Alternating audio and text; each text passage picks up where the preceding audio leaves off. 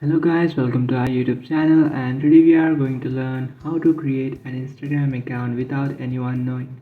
So let's get started. So if you want to create an Instagram account without anyone knowing that you have created one, so to create such an account, first you have to check that you have updated your Instagram application. And after checking that you have updated your Instagram application, now what you can do is just simply open up your Instagram. After opening up your Instagram, now what you can do is just simply tap on the profile icon which is on the bottom right. After tapping on that, now you'll find your account name in the top of your screen. So just tap on it, and after tapping on that, now you should find the option which is add Instagram account.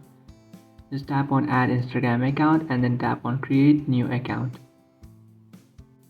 After tapping on create new account, now what you can do is just simply follow through some easy steps like entering your username, your email address and verifying your email, and after doing that you'll create an Instagram account. So that's it guys, this is how to create an Instagram account without anyone knowing. If you find this video helpful, don't forget to like and subscribe to our channel. If you have any doubts, feel free to comment below. Thanks for watching.